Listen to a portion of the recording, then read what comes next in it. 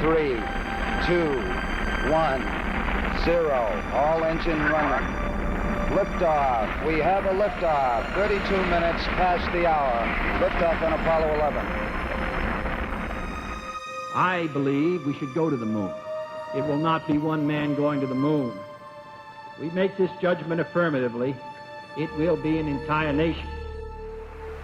Tranquility Base here. The Eagle has landed. Roger, Tranquility. We copy you on the ground. You got a bunch of guys about to turn blue. We're breathing again. Thanks a lot. Beautiful view. Isn't that something? Magnificent sight out here. Magnificent desolation. Because of what you have done, the heavens have become a part of man's world. For one priceless moment in the whole history of man, all the people on this earth are truly one. Okay, Neil, we can see you coming down the ladder now. That's one small step for man, one giant leap for mankind. Impossible, crazy, a waste of time and money. Those are some of the words that critics use to describe the idea of putting a man on the moon. 50 years ago, 3 men set out to explore a new frontier, and no one knew whether they would make it back. But the story begins long before Neil Armstrong took one small step, and a lot of it takes place right here in our own backyard. Over the next hour, you'll hear from people right here in our community, how they had a hand in the lunar landing. And we'll introduce you to those working on new projects to get us back to the moon and beyond. The goal was simple: land 2 men on the moon and bring them back alive. For every American, this has to be the proudest day of our lives. But getting them there, a daunting task. Delta take 0, burn time 557. Every decision, every measurement. Minus 0.1, VGY, minus 0.1, VGZ plus 0.1. Calculated ever so carefully. But if it were not for those on the ground, the Apollo 11 crew would not have made it back to Earth. All this is possible only through the blood, sweat, and tears of a number of people. All you see is the 3 of us, but beneath the surface are thousands and thousands of others. Many of whom were right here in Ohio. If you drill down far enough, you can find all kinds of Ohio natives, Ohio expertise, Ohio experience. The road to space goes through Ohio. Local scientists, astronauts, and innovators, all a part of the ongoing story, one that's changing the course of history. All the people on this earth are truly one in their pride in what you have done. It is incredible to think that a small town boy from Northwest Ohio planted an American flag on the moon. The people of Wapakoneta are very proud of their hometown hero, visiting the Armstrong Air and Space Museum since it opened in 1972. When we come back, an inside look at the home that shaped Neil Armstrong's legacy. The entire Apollo program cost $25.4 billion. Based on inflation, that would be equivalent to $150 billion today.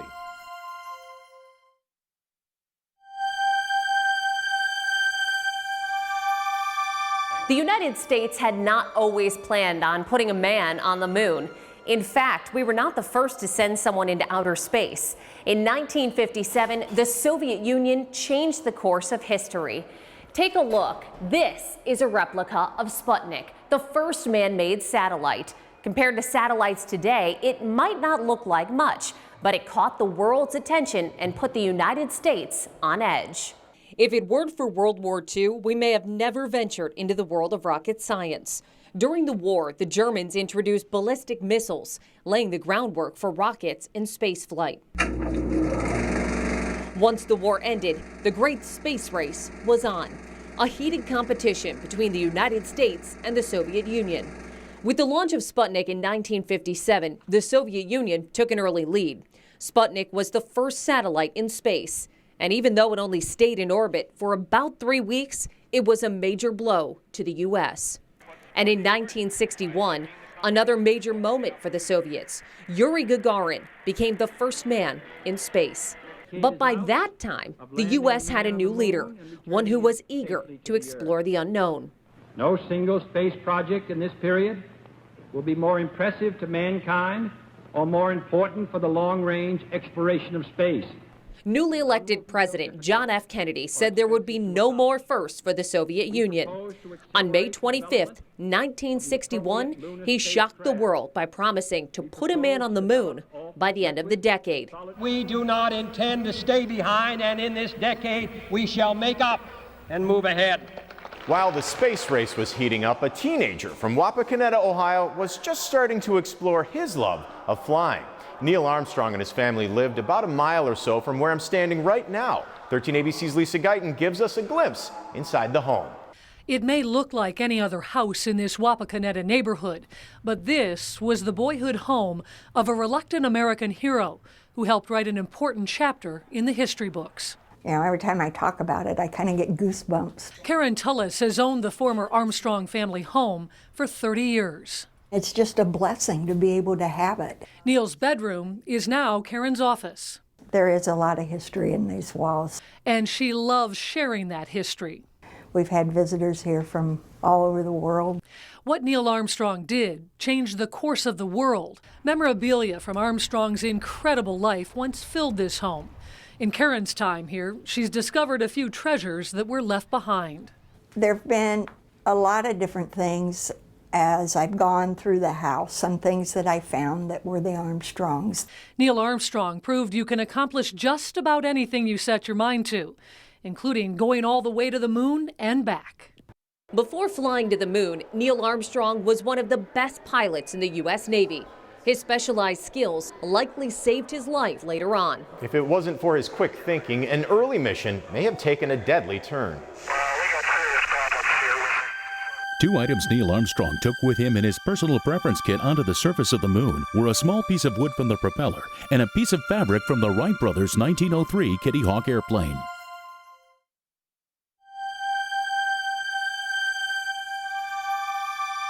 Overnight, this group of 7 men became American astronaut heroes. The Mercury 7 were all veterans and expert pilots. The goal of the Mercury program was to put an American in space. Ohio native John Glenn was one of the hand-picked candidates. Ohioans can be proud of their role in getting astronauts to the moon. John Glenn was chosen out of 110 candidates to be one of the first Americans in space. Immediately after the announcement, he and 6 others started rigorous training. 1 month after the Russian launch, Alan Shepard became the second man in space and the first American.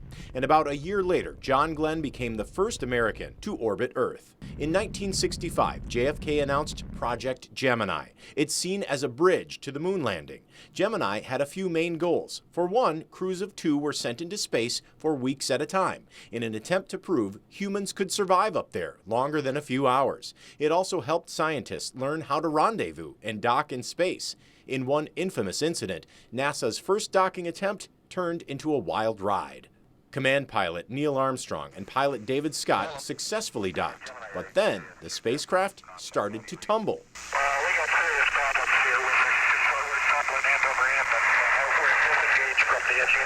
They spun so fast, their vision blurred.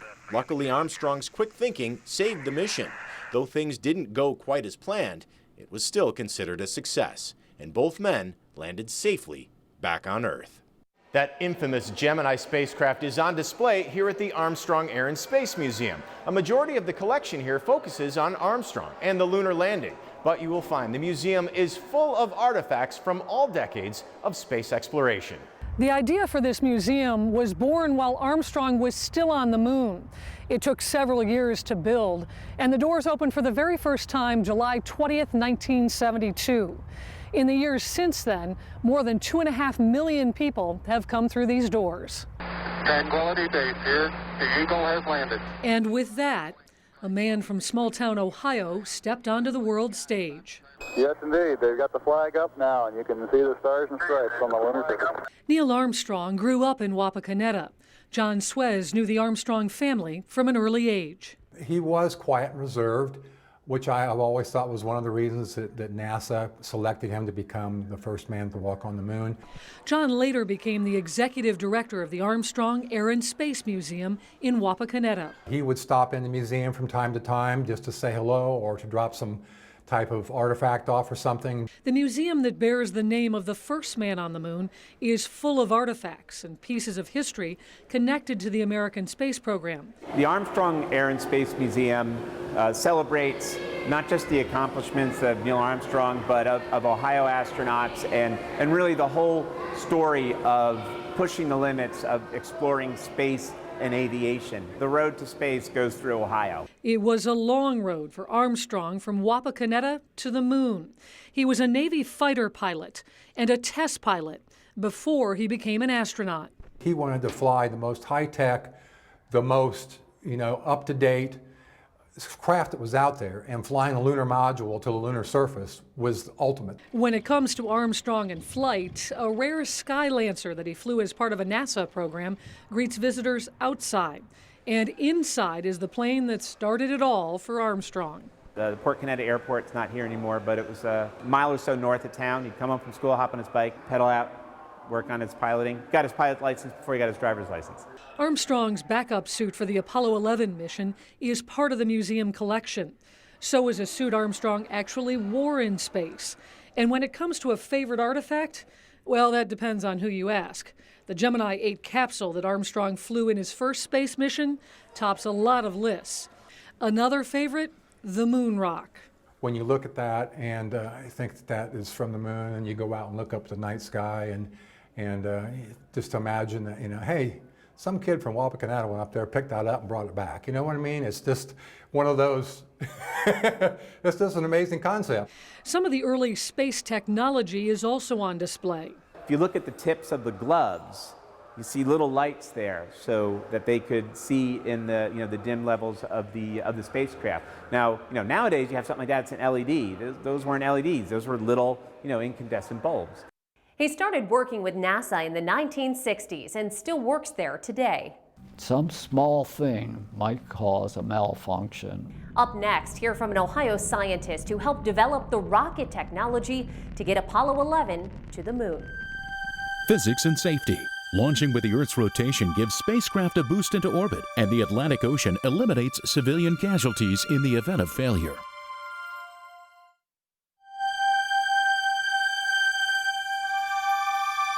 With Gemini complete, NASA set its sights on a lunar landing. Project Apollo aimed to put the first people on the moon. When you think of Apollo missions, places like Houston and Cape Canaveral come to mind. But a large part of this story takes place 150 miles from here, in Cleveland. 13 ABC's Dan Smith takes us to the NASA Glenn Research Center. The center's story begins nearly 3 decades before that one small step. NASA Glenn was established in 1941 as part of NASA's predecessor agency, and our primary goal at the time was to improve the state of aircraft engines. When NASA was established in the late 1950s, it was then a natural leap for the center from the sky's the limit to a loftier goal. As for the renaming of Lewis Labs after a certain Ohio native. So John Glenn never worked here. However, when he was a Mercury astronaut, he and all 7 of the Mercury astronauts came here to train. The center also provided Neil Armstrong with his first job after graduating from Purdue in 1955. He really wanted to be a test pilot. And if you wanted to be a test pilot, the NACA is where you went. A new position opened in California for Neil 5 months later, but not before getting some flight hours in at Lewis, his logbook still intact. Fast forward to the Apollo program, named and overseen by the center's director at the time, Dr. Abe Silverstein. During his tenure came the center's greatest contribution to the moon landing, liquid hydrogen as rocket fuel. Building a faster airplane. Dr. Louis Pavanelli has worked here since 1960 and was part of an 18-person team looking at rocket instability using that new fuel. It had the potential to destroy the engine completely through an explosion. Dr. Wernher von Braun, the so-called father of modern rocketry, refused to use liquid hydrogen at first. He was Mr. Big. I mean, Washington was listening to him, not to NASA. It was Dr. Silverstein who eventually sold von Braun on the benefits of the new fuel. By 1968, Dr. Pavanelli's team had perfected the design, and it's no coincidence the first successful lunar landing wasn't long after. It was, like almost unbelievable. Many of us don't know if or when we're about to make history, but the Lewis Labs team was fully aware the country's reputation was at stake should they not take chances and make mistakes on the ground instead of 270,000 miles away. It doesn't happen in a vacuum. Everything is built on what you've done before, and history is just simply lessons learned. Despite the excitement surrounding the Apollo missions, things got off to a tragic start. 3 astronauts were killed during a pre-test flight for Apollo 1 when a fire broke out in the command module. The loss was a sharp reminder of the dangers that lie ahead. But on July 16, 1969, Apollo 11 launched from Cape Canaveral with Neil Armstrong, Michael Collins, and Edwin Buzz Aldrin on board. 2, 1, 0, liftoff. And just like that, the men set out to explore a new frontier. 3 days into the mission, the entire country held its breath. Apollo 11, this is Houston. All your systems are looking good going around the corner. We'll see you on the other side. Over. Roger. Everything looks okay up here. And we've had loss of signal as Apollo 11 goes behind the moon. The crew made it into lunar orbit. Now it was time to descend. As Neil and Buzz climbed into the module, Michael Collins stayed behind. The landing wasn't easy. Neil Armstrong piloted some of it manually and had to change course at the last second to avoid a crater. But finally, touchdown. Tranquility Base here. The Eagle has landed. Roger, Tranquility. We copy you on the ground. You got a bunch of guys about to turn blue. We're breathing again. Thanks a lot. With the world watching, Neil Armstrong was the first to set foot on the moon. That's one small step for man, one giant leap for mankind. Buzz Aldrin followed soon after. The pair spent about 21 and a half hours on the moon's surface collecting data and taking in the scenery. Magnificent sight out here. Magnificent desolation. It's one of those moments in life that you remember. And we were near Westgate at the time. So I said, well, let's go into Sears. The whole staff was watching TV. I don't think anybody was working there that day. I was sitting with my father. He was born in 1886, and he lived to see man landing on the moon. He thought that was really, really marvelous. They would take long shots of the people watching the screen in the control room, but we could also see the pictures, and they would get up close to the screens that they were watching, and we could see it that way. That's the way we saw it. And I remember seeing that boot. You know, the camera was on the moon lander, and you saw that heavy boot come out, and I just had a feeling, I don't know, uneasy. Well, what's going to happen when he lands on the moon? To explore the world that God made and learn all we could about it. It was wonderful. I went outside afterwards, and I don't remember what time of the day it was, but we sort of looked at the moon and to see, like, maybe you could see something, The moon landing was not only history in the making, it was a television event. 650 million people around the world watched as Neil Armstrong took one small step. Broadcaster Gordon Ward saw it unfold from inside a newsroom in Toledo. Dead silence in the newsroom, cheering when Neil Armstrong finally put that first foot down. Everybody cheered. Gordon Ward, like so many Americans, vividly remembers those breathtaking moments when Neil Armstrong took his small step onto the surface of the moon. In fact, much of Northwest Ohio was glued to the set, but not everyone was watching for the same reason. The culture was different then. There were not as many women working, and they loved to watch soap operas. So our switchboard lit up with people screaming, "This is all not real. This is all being staged by somebody. Give us back the soap operas." Gordon says the news stations in Toledo extensively covered the run-up to the moon landing. And although he never got the chance to meet Armstrong, Gordon says he felt that small-town Ohio connection from what seemed so impossibly far away. Driving home that night, I would look up at the moon as I drove along and know that there were 2 astronauts sleeping up there. After the successful return of Apollo 11, 5 more Apollo missions were carried out, and 10 more Americans set foot on the moon. NASA set a precedent for early space exploration. Today, hundreds of Americans have toured outer space. In fact, 2 are hovering above Earth right now. When we come back, hear real astronaut stories of their time in orbit. After returning from space, Armstrong, Aldrin, and Collins had to fill out a U.S. Customs form in Honolulu, Hawaii. On the form, their departure was listed as moon, and their cargo was listed as moon rock and moon dust samples.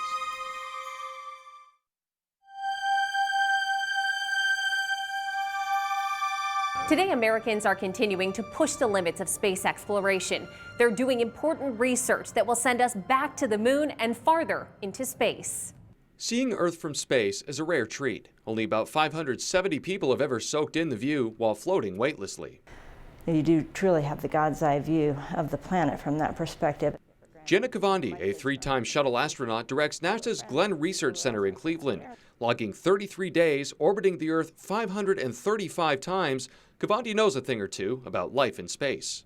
You would sleep on the ceiling just because you could. You know, where else can you say you slept on the ceiling? She delighted in microgravity, working upside down, and the sensation of superpowers. Things don't weigh anything, so you can take something pretty massive and move it slowly, but, you know, by yourself, because you couldn't lift 300 or 400 pounds on the surface of the planet, but you can in space. So it's just a really interesting perspective of feeling free.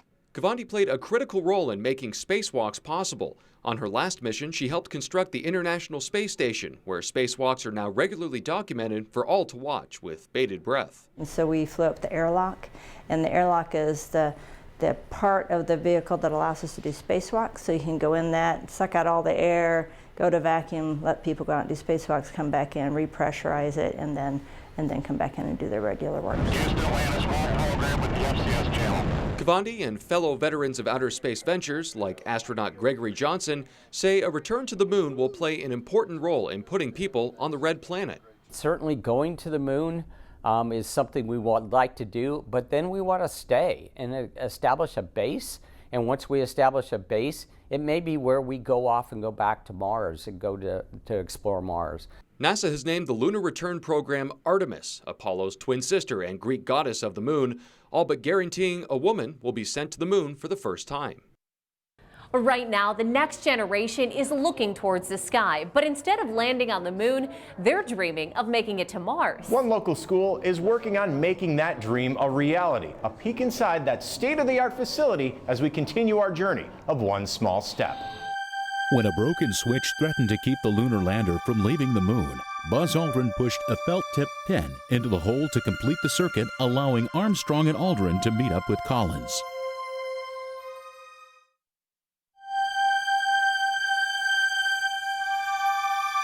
Some of the Apollo astronauts were also pilots in the U.S. Air Force. Because of that, Wright-Patterson Air Force Base in nearby Dayton has the privilege of displaying spacecraft that actually made it to the moon. 13 ABC's Michael Bratton takes us there. From massive rockets to test planes, the National Museum of the U.S. Air Force's Space Gallery is an impressive sight. But among all the astonishing displays sit some unassuming vessels that helped set the tone. The Mercury, Gemini, and Apollo spacecraft all played vital roles in getting U.S. astronauts to the moon nearly 50 years ago. When you look at those 3 spacecraft, you can see the progression of human spaceflight, at least American human spaceflight. Museum historian Dr. Doug Lantry has dedicated his life to studying each one. If you look at all of these missions through Mercury, Gemini, and Apollo, one set of objectives built upon the other, until you get to actually landing on the moon. While each mission played its part, the museum is particularly proud of the Apollo 15 command module, the 4th to land on the moon. A 3-man all-Air Force crew traveled there and back in this gumdrop-shaped vessel that's about the size of a minivan. It was a cramped space, but then again, these were extraordinary people, extraordinarily well-trained, mission-focused, disciplined. In addition to the spacecraft, the museum also displays various NASA artifacts and astronaut equipment, including spacesuits. Along with celebrating accomplishments on the moon, the museum also highlights our next advancements in space exploration with displays like this space shuttle exhibit. It just adds that extra level that makes it extra special and more inspiring to them. While there's plenty to see and do, Henry says the shuttle exhibit is always a favorite, as it includes a real NASA crew compartment trainer. You can get up in there and go and look into the middeck and see what the living quarters were like and the working quarters. You can go up some stairs and look into the flight deck and to see where the astronauts actually piloted the shuttle. By showing and teaching America's success in space, the museum's hope is to inspire future generations to continue to reach for the heavens. Decades after the historic landing, there is an urgency to make another giant leap for mankind. That's where the Challenger Learning Center of Lake Erie West comes in. Since 2003, the center has been a leader in STEM education. Here's 13 ABC's Christian Brown. 3, 2, 1, and liftoff. Liftoff of the 25th Space Shuttle mission, and it has cleared the tower. Challenger, go and throttle up. In 1986, the Challenger exploded during the launch. 4 astronauts, 1 payload specialist, and a civilian school teacher were killed. To honor the legacy of the Challenger crew, their families created an international network of more than 40 Challenger Learning Centers. One is in Oregon. Crew may now board and take their seats. The goal was to spark the minds of the next generation of space explorers. You hook these two together and you're strapped in. At this center in Oregon, young students can learn about science, technology, engineering, and math through space simulators like this one. Today's mission? 3, 2, 1. Main engine cut off. We have arrived in space. We're traveling to Mars, and we're going to send out a satellite and give them supplies to the people on Mars. The Challenger Learning Center is committed to ensuring the longevity of space exploration. Students enjoy the simulated missions, knowing the next leap will be made by their generation. We have to keep going, we have to keep exploring, we have to keep expanding, otherwise we're not going to be able to have the resources or anything to survive. Once off the spacecraft, each student is given a job within mission control. I'm the communications officer and the data officer. So will humankind make a leap on Mars? Probably not in our generations, but our children will definitely be on Mars. Kyle Spots is an interactive science specialist at the Challenger Center. We have that key role to actually push them into a future of success in that program. Our craft as it enters Martian orbit today. Tyler O'Brien is the lead interactive science specialist here. When students come through here, we hope that one, they have a new appreciation for space science, for the history that's already been built upon, for where we're at now, and then this planetary stepping stones for the moon, and then going on to Mars and even further planets. Located directly behind the MMD. There's hands-on learning for kids of all ages here, from toddlers to high school students. Spacecraft, this is Mars Patrol. We read you. Over. When it comes to space exploration, the Hubble telescope is one of the world's most important tools, but the design had a flaw. And then we did surgical repairs on 2 of the other instruments. These were circuit card repairs never done in space before. Still to come, hear from an astronaut who made the journey into space to make the repairs. Buzz Aldrin's mother's maiden name was Moon.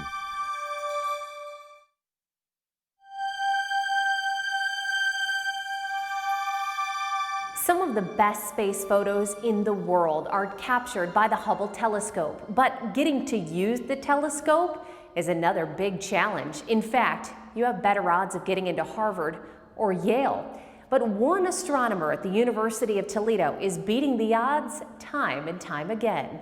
Here, men from the planet Earth, first set foot upon the moon, July 1969. Well, I grew up with that knowledge, right? Knowing that humanity had just achieved something never done before, right around the time I was born. Rupali Chandar was born just a couple months after the historic Apollo 11 moon landing, and she's been looking to the sky ever since.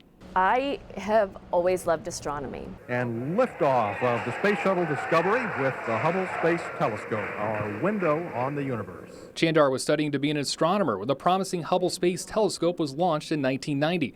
But after $1.5 billion and 2 decades of planning, the universe essentially gained a 12-ton piece of space junk. There was a problem with it. And it took an out-of-this-world mission to clear up the view. You couldn't bring it back, so we had to send people out to fix Hubble, and it worked.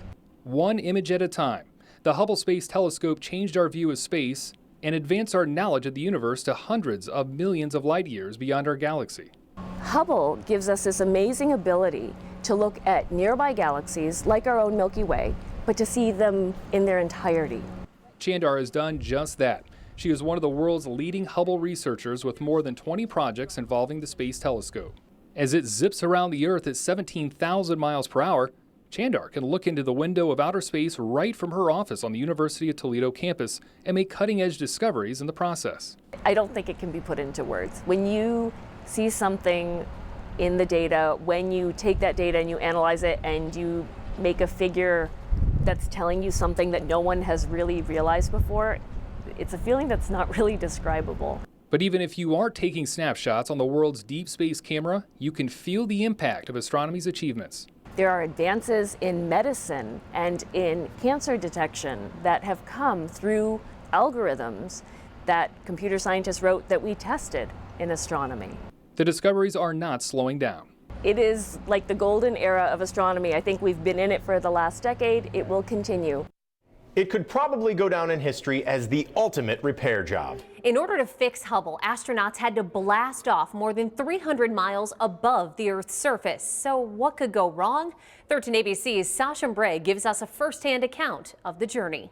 And we are pleased to have the opportunity to talk with Gregory Johnson, the pilot of STS-125, which conducted that mission. Mr. Johnson, thank you so much for talking with us. I would imagine that is something you still remember quite vividly. What was that experience like?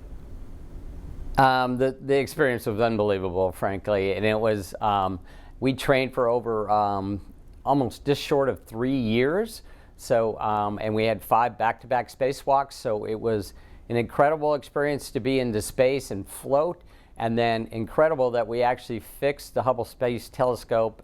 We didn't harm it, and it is at the apex of its ability to view the universe. How do you think that that has impacted what we know about space, the universe?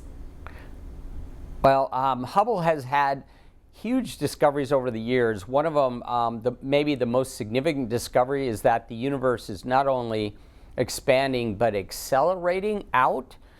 It's also been used to find exoplanets, which are planets around stars, possible planets where we would find human life. So it's unbelievable. When we talk about those repair missions that everyone made, including you, we think about the video that we see now of surgical precision doctors when they're doing very delicate work, and we imagine it has to be the same sort of thing for you. I mean, every moment counts out there, every little action counts. I mean, that's a lot of pressure, isn't it? It was a little daunting, I'm going to tell you that. It was pressure. They typically on a spacewalk, they will timeline you to every 15 minutes. You've got to get something done.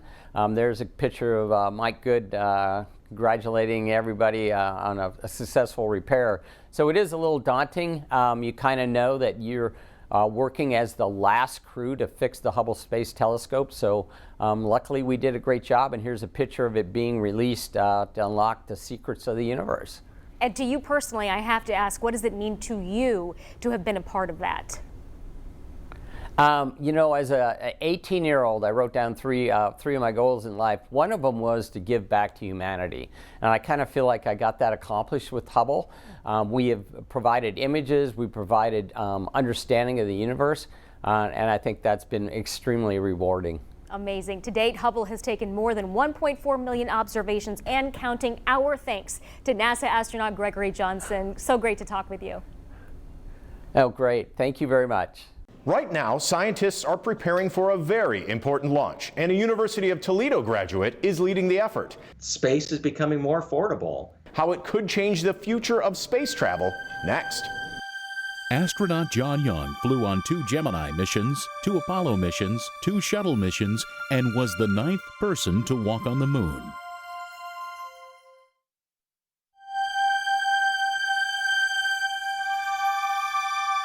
It's been more than 40 years since the last mission to the moon, but right now scientists in Ohio are pioneering technology for the next lunar landing and beyond.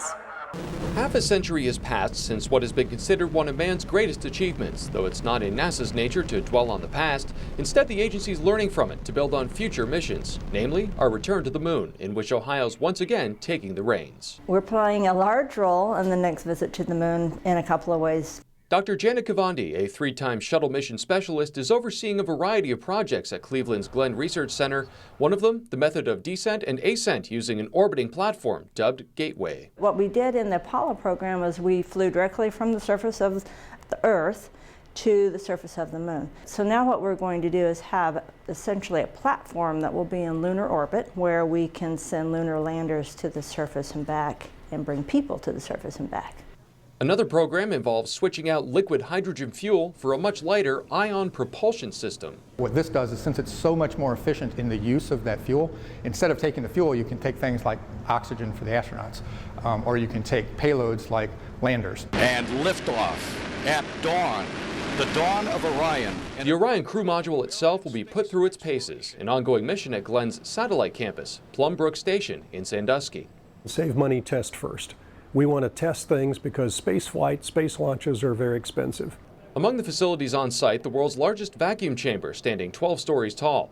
Inside, Orion will be placed inside this cryo shroud, affectionately dubbed the Big Burrito, to simulate the cold environment of space. We can get that down to about minus 250 degrees Fahrenheit, although for the Orion test we'll only go down to about minus 100.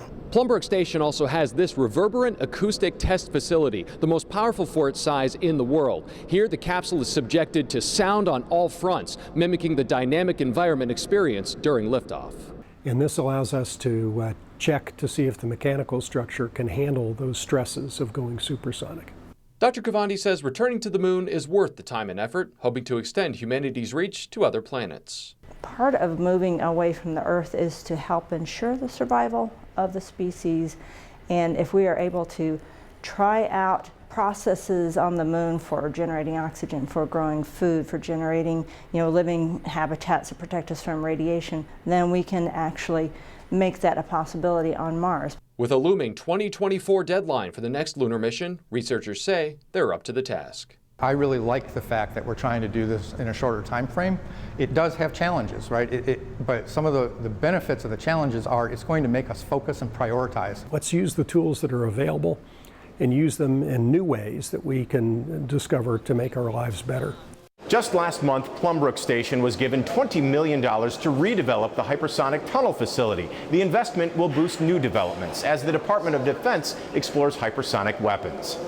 A trip to the moon always seemed to be out of this world, but now, for the first time ever, it could be the wave of the future. 5. All 3 engines up and burning. 2, 1. 0 and liftoff. The final. Imagine blasting off to space. It's something the average person can only dream of doing. But what if it's possible? University of Michigan and University of Toledo graduate Robert Dempsey is the man behind the mission. Literally one of my earliest memories was doing a spacewalk. And by that, what I mean is I was wearing my bathrobe, and I'd stuffed it with all kinds of towels so that it was bulky and hard to maneuver. And I'd taken some rope and tied myself to the bed, and that was my tether. And I was floating around the spacecraft, which was also my bed. I never waned in that passion, and I've been doing astronomy or space exploration ever since. Dr. Bob works for Boeing and NASA. He is the flight director for a new project aimed at docking a commercial spacecraft with the International Space Station, an orbiting laboratory. I have been involved from the beginning, where we literally were designing the spacecraft. From the build to training and simulations, the crew is ready for launch. The Boeing CST-100 Starliner will travel unmanned for the maiden voyage, with the goal of serving as a way to get astronauts from the U.S. to the International Space Station. Right now, NASA relies on Russia for transport, but the rides come with a hefty price tag, topping $70 million per person. If this is successful, it could open up a new world of travel. Space is becoming more affordable, and I think there'll be a lot of regular citizens taking that trip. The debut of the Boeing Starliner is the first step in a not so far-fetched idea of someday flying people to space hotels. And for Dr. Bob, a lifetime of preparation is just a few weeks away. It's literally a dream fulfilled. Being a flight director has achieved everything that I ever wanted to do and more. I've had awesome opportunities, many of them historic. Dr. Bob says the launch of the Starliner is set for August 17th. We will let you know when that happens. It takes a team of 30 technicians and drivers to operate the $14 million, 6 million pound crawler transporter. NASA has two, and over their lifetimes, they have traveled over 3,400 miles. Their nicknames are Hans and Franz.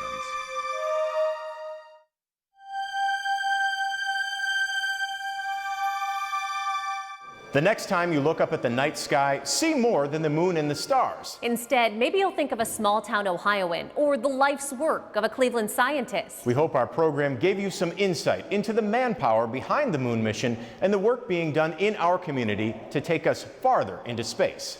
Thanks so much for joining us for One Small Step, and a special thank you to the Armstrong Air and Space Museum here in Wapakoneta. Good night and Godspeed.